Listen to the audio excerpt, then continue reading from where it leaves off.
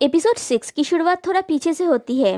छोटा वाला शिंजेऊ आगे चल रहा होता है और बड़ा वाला शिंजेऊ उसके पीछे होता है और वो सोच रहा होता है कि मैं जानता हूँ कि तुम मैं हूँ। फिर उसे कहता है, फिर कभी यहाँ पे आजुशी को ढूंढने के लिए मत आना, यहाँ फिर से मत आना, फिर से उसे मत मिलना। मैं जानता हूँ कि तुम उसे मिस करोगे, लेकिन मुझे कोई परवाह नहीं है। तुम्हें उसके लाइफ से दूर रहना होगा। कैंगजेहुन से जितना हो सके दूर चले जाओ, अगर तुम बाद में पछताना नहीं चाहते हो तो, अगर तुम अपराध बोध के नरक में नहीं जलना चाहते हो तो, अगर तुम नहीं चाहते हो कि वो मर जाए, समझे? छोटा वाला शिंजेऊ पूछता है, आप ऐसा क्यों कर रहे हैं?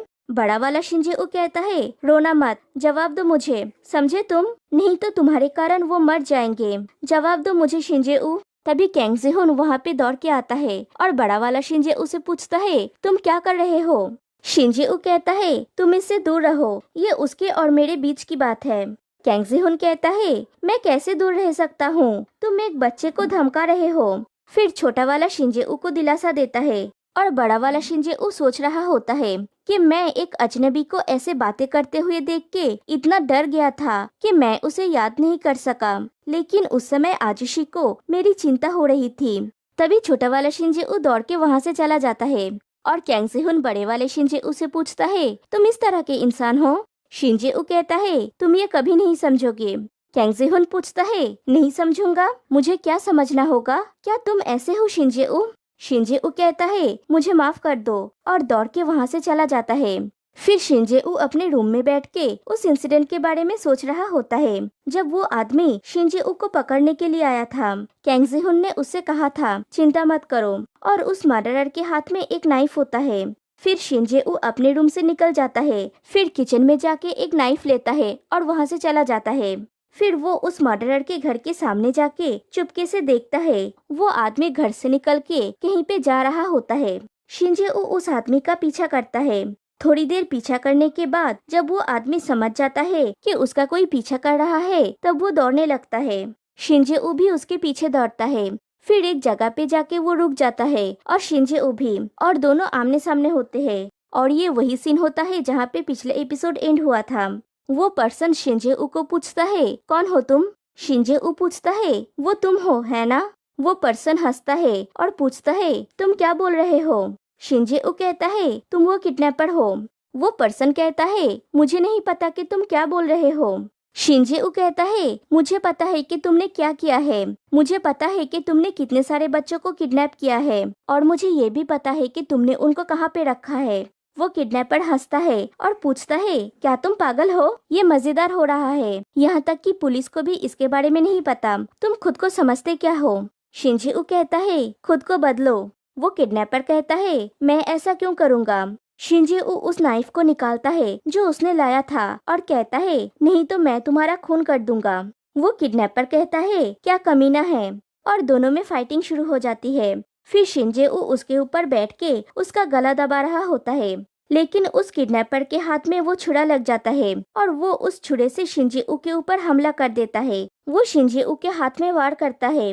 शिंजेऊ गिर जाता है और वो किडनैपर खड़ा होके कहता है, मैंने और भी लोगों को मारा है, तो मुझे पता है। ऐसा करने से किसी की जान नहीं जाती बास्टर्ड, तुम्हें इतना कमजोर नहीं होना चाहिए था।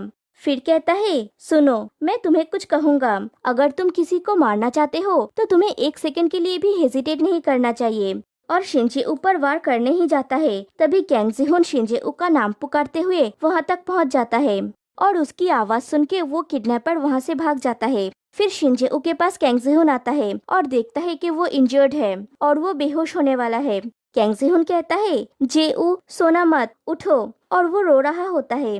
फिर नेक्स्ट डे छोटा वाला शिंजेऊ एक नेकलेस तैयार करके कैंगजेहुन के लिए डॉर्मिटरी के बाहर वेट कर रहा होता है। हियांगजिन उसे देख लेता है और उसके पास जाके पूछता है, तुम क्या कर रहे हो? शिंजेऊ चौंक जाता है, फिर कहता है, कुछ नहीं। हियांगजिन कहता है, कुछ नहीं? शिंजेऊ कहता है, अपने रास्ते जाओ। हियांगजिन पूछता है, क्यों, क्या चल रहा है? कम ऑन, बोलो मुझे, क्या तुम गुस्सा हो? शिंजेऊ पहले कहता है, नहीं। फिर हियांगजिन के बार बार पूछने के बाद कहता है, वो डरावने आदमी ने कहा मुझे यहाँ पे नहीं आना चाहिए। हियांगजिन पूछता है, डरावना आदमी, वो कौन है? यहाँ पे ऐसा कोई नहीं है। शिंजेऊ कहता है, वो आदमी आजुशी के साथ थे। ह्यांगजिन पूछता है रूम नंबर 308, क्या वो तुम्हारा डरावना आदमी है? शिंजे-ऊ हाँ कहता है। ह्यांगजिन कहता है वो डरावना तो नहीं लगता, मैं तो कहूँगा कि वो बहुत दर्द में है। फिर पूछता है तो फिर तुम यहाँ पे क्यों आए हो? शिंजे-ऊ उस नेकलेस को निकालता है। ह्यांगजिन पूछता है ये क्या है? शिंजे-ऊ कहता है मैंने इसे खुद बनाया है। ह्यांगजिन कहता है ओह तुम्हारा फुटवर्क नहीं, तुम्हारा हैंडवर्क बहुत अच्छा है। मुझे तो यकीन ही नहीं हो रहा है कि तुमने इसे अपने पैरों से, सॉरी अपने हाथों से बनाया है। शिंजे-ऊ ये सुन के थोड़ा खुश हो जाता है। ह्यांगजिन पूछता है लेकिन तुम इसे यहाँ पे क्यों लाए हो? शिंजे-ऊ पूछता है क्या तुम इसे आजुशी को दे दोगे? ह्यांगजिन कहता है क्या तुम? शिंजे-ऊ कहता है ऐसा कुछ नहीं है, मैं सिर्फ आभारी हूँ। ह्यांगजिन कहता है मैंने कुछ नहीं कहा। वाओ, मुझे विश्वास नहीं हो रहा है कि 308 वाले लड़के को डंप कर दिया गया है। तुम खुद उसे ये क्यों नहीं दे देते? ओ हाँ, तुम 308 से डरे हुए हो। शिंजे-ऊ कहता है हाँ, तो प्लीज उन्हें बताना मत। ह्यांगजिन कहता है वैसे भी वो यहाँ पे नहीं है, उसे चोट लगा है, इसीलिए वो जीहुन के साथ हॉस्पिटल गया है। वो जल्दी ही वापस आ जाएगा। रुक जाओ तो तुम जाने से पहले जीहुन को हेलो बोल सकते हो। शिंजे-ऊ उदास होके कहता है नहीं। ह्यांगजिन कहता है ठीक है। फिर कहता है क्योंकि तुमने ये जीहुन के लिए दिया है, मुझे भी बदले में तुम्हें कुछ देना चाहिए। यहाँ पे रुको, ठीक है? और ह्यांगजिन अंदर चला जाता है। फिर थोड़ी देर बाद आके शिंजे-ऊ को कैंगजेहुन का वही वाला फोटो देता है और कहता है तुम्हें पता होना चाहिए कि तुम्हें सम्मानित किया गया है। ये मेरे कैमरा से लिया गया पहला फोटो है, मैं ये तुम्हें दे रहा हूँ। शिंजे-ऊ तो बहुत खुशी से उस फोटो को ले लेता है। ह्यांगजिन पूछता है क्या ये एक फेयर एक्सचेंज है? शिंजे-ऊ कहता है बिल्कुल, थैंक यू। ह्यांगजिन कहता है तुम्हें अभी चलना चाहिए, तुम्हारी मॉम चिंता कर रही होंगी। शिंजे-ऊ बाय कह के वहाँ से चला जाता है। फिर शाम को कैंगजेहुन शिंजे-ऊ को लेके डॉर्म में पहुँचता है। ह्यांगजिन रिसेप्शन में ही बैठा हुआ होता है। वो लोग पहुँचते ही ह्यांगजिन शिंजे-ऊ से पूछता है क्या तुम गंभीर रूप से घायल हो? तुम कितने कमजोर दिख रहे हो, आखिर हुआ क्या था? शिंजे-ऊ कहता है मैं ठीक हूँ, ये सिर्फ एक खरोच है। ह्यांगजिन पूछता है किस तरह के खरोच में सर्जरी की जरूरत होती है?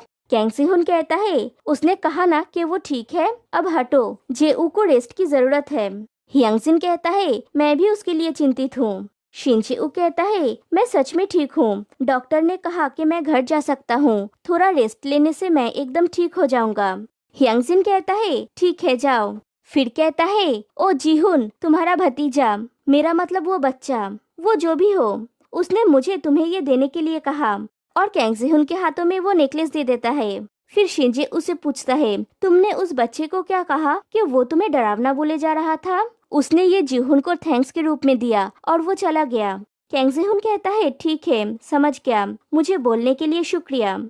ह्यांगजिन कहता है और मैंने उसे तुम्हारा फोटो दिया। दोनों उसकी तरफ देखते हैं तो ह्यांगजिन कहता है ये सिर्फ एक फोटो है, कोई प्रॉब्लम है क्या? टेक्निकली वो फोटो मेरा है क्योंकि वो मेरे कैमरा से लिया गया है। शिंजे-ऊ हंसता है और कैंगजेहुन सोचता है इसीलिए जे-ऊ के पास मेरा फोटो है। ह्यांगजिन कहता है वो बच्चा तुम्हें एक नेकलेस देने आया था जो उसने खुद बनाया, लेकिन वो डरा हुआ था क्योंकि ये नहीं चाहता था कि वो तुमसे मिले। मुझे उसके लिए बुरा लगा, मेरे पास उसे देने के लिए कुछ भी नहीं था, तो मैंने उसे वो फोटो दे दिया। So what? कैंगजेहुन कहता है ओके और शिंजे-ऊ कहता है थैंक्स। ह्यांगजिन पूछता है क्या कहा तुमने? शिंजे-ऊ कहता है तुमने अच्छा किया। ह्यांगजिन कहता है अंदर जाओ और रेस्ट करो। और कैंगजेहुन शिंजे-ऊ को लेके वहाँ से चला जाता है। फिर छोटे वाले शिंजे-ऊ को दिखाया जाता है। ये बच्चा बहुत क्यूट है ना? वो तो कैंगजेहुन की फोटो को ही देख रहा होता है। फिर वो उठ के एक फ्रेम लेके उस फोटो को फ्रेम कर लेता है। इधर दिखाया जाता है शिंजे-ऊ सो रहा होता है और कैंगजेहुन उसके पास में बैठा है। वो कहता है जे-ऊ, क्या तुम बड़े होने पर मेरे लिए खुद को दोषी महसूस कर रहे हो? तुम बहुत छोटे और भोले थे, लेकिन मेरी वजह से इन 15 सालों में मुझे तुम्हारी इतनी परवाह है कि मैं कुछ नहीं कर सकता। मैं तुम्हें मेरी वजह से और हर्ट होते हुए नहीं देख सकता। इतने बरसों बाद मेरे पास फिर से वापस आने के लिए शुक्रिया। हर बार मेरे पास आने के लिए धन्यवाद। मेरे मरने के 15 साल बाद भी मुझे अपने दिल पे रखने के लिए थैंक यू। हर एक चीज के लिए थैंक यू। अब से मुझे तुम तक पहुंचने दो। फिर वो आगे बढ़ता है और शिंजे-ऊ को किस करता है और यहीं पे एपिसोड 6 एंड हो जाती है। तो फिर मिलते हैं गाइस नेक्स्ट वीडियो में। तब तक के लिए बाय बाय।